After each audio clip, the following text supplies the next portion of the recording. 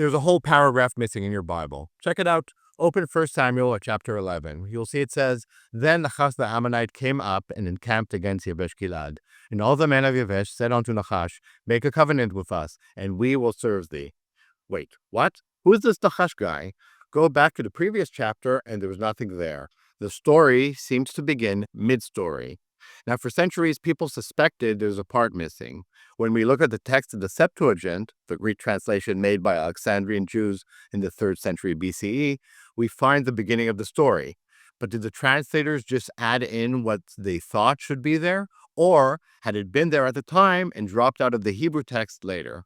This was a biblical mystery. Then in 1947, everything changed. A Bedouin shepherd named edh-Dhib is looking for a lost goat near Qumran, by the Dead Sea. He throws a rock into a cave, hears pottery break, climbs in, finds ancient jars, opens them, scrolls inside. The Dead Sea Scrolls, the oldest biblical manuscripts ever discovered. Scholars rush to examine them. Most books match a traditional Hebrew Bible word for word. But when they get to the scroll of Samuel, they find the Hebrew text nobody has seen for 2,000 years, the missing paragraph in Hebrew. Here's what it says. Nahash, king of the Ammonites, had been oppressing the Gadites and Reubenites severely. He would gouge out the right eye of each of them and would not grant Israel a deliverer.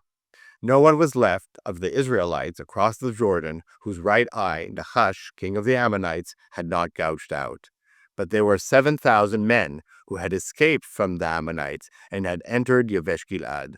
About a month later, Nahash the Ammonite went up and besieged Jabesh-Gilead. The Septuagint translators didn't make it up. They were translating what they saw. The Hebrew text in their day still had the full story. So what happened?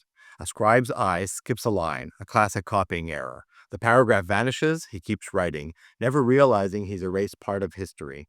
But now, with the missing paragraph restored, everything clicks into place.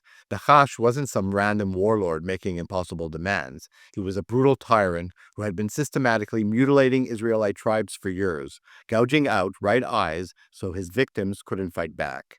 7,000 refugees fled to Jabesh-Gilead, their last refuge. Now Nahash is coming to finish them off. That's why they're desperate enough to accept his terms. That's why they offer to let him gouge out their eyes. Better that than genocide.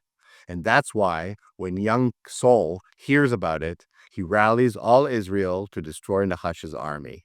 His first act as king, saving thousands of refugees from a monster.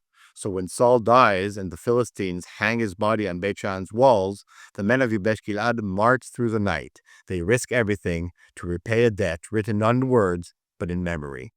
Now you know.